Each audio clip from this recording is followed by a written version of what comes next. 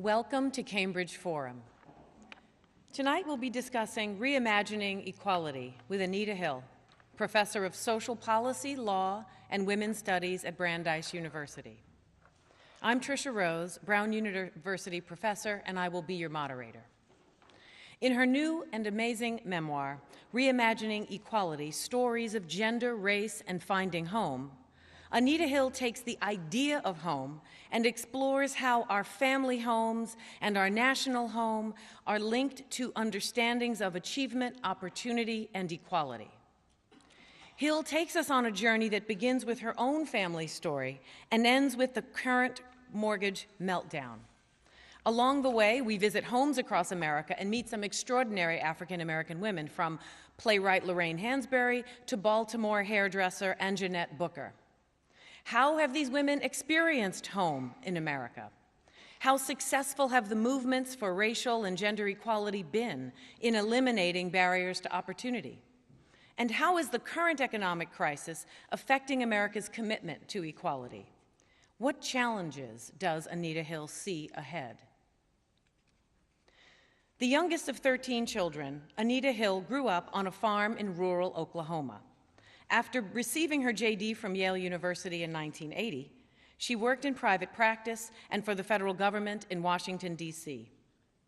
Hill is the author of numerous professional articles on international commerce, commercial law, bankruptcy, and civil rights.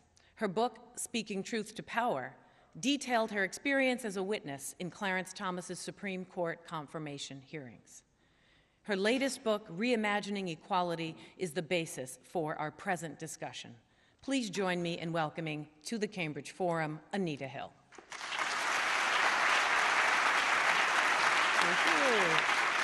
Thank you. Thank you. Thank you.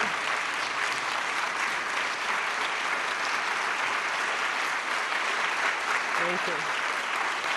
Okay.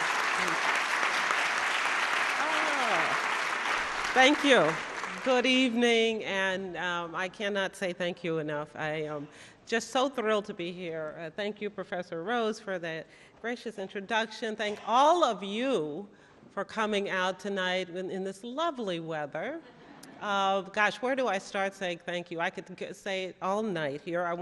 I have some friends here. Of course, I have to start with Beacon Press, but I will also end with saying thank you to my Brandeis colleagues for coming out tonight to support me and to hear me talk about this work that I have been mumbling about for the past 2 or 3 years, and really working hard to try to get together.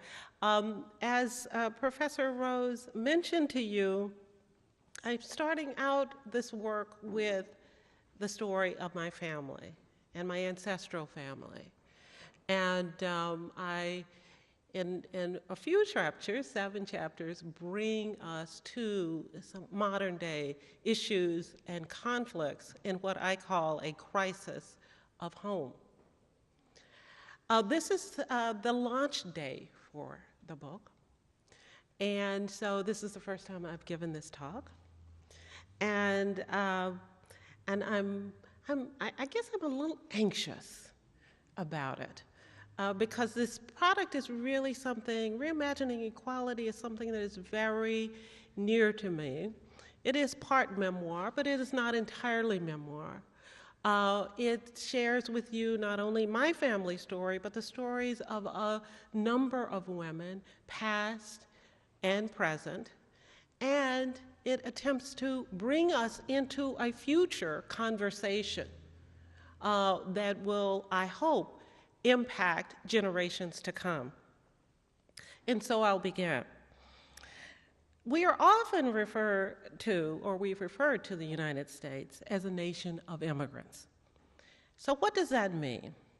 What it means to me is that, as such, as a nation of immigrants, we are a population of seekers and descendants of seekers, people in search of home. For decades in our early history, we measured American progress in terms of movement and expansion. And even today, we gauge advancement toward the American dream by one's ability to seek out and secure a new, often bigger, and presumably better home in a different location from where they are now. Growing up in a stable community in rural Oklahoma with my 12 siblings on a farm, I felt not so much like a seeker as a settler. I felt very settled in rural Oklahoma.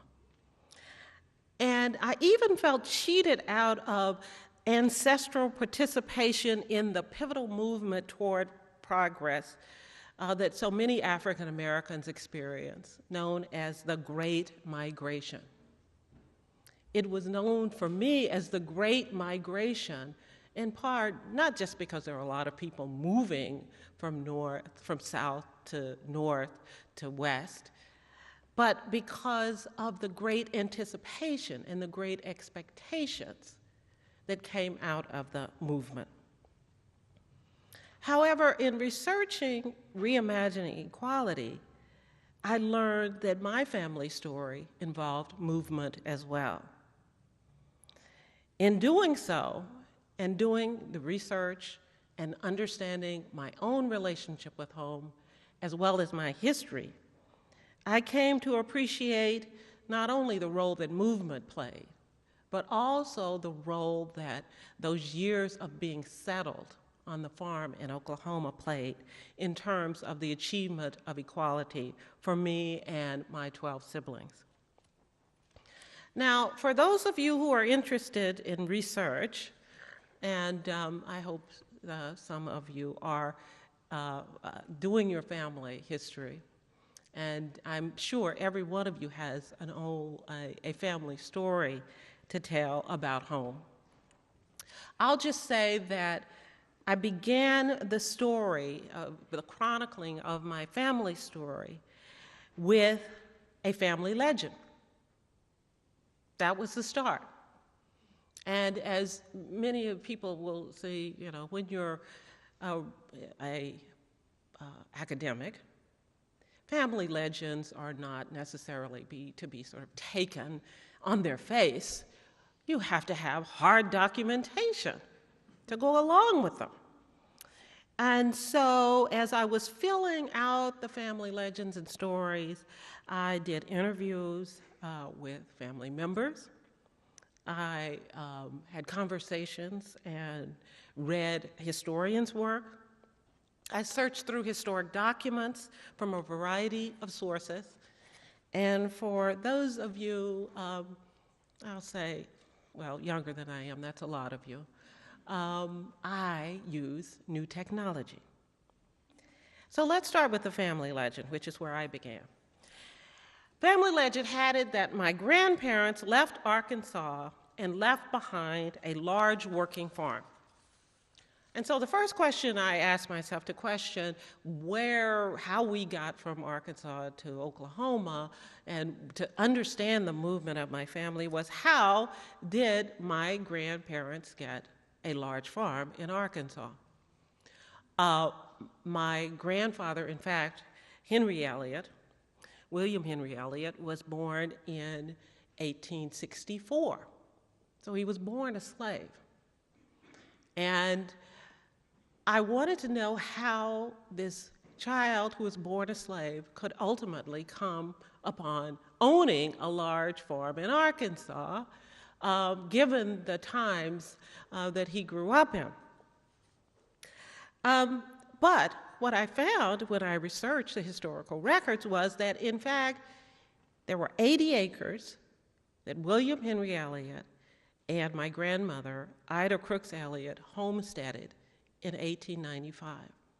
And through the Bureau of Land Management, I was able to find the documentation of this homesteading. So indeed, the legend had truth to it.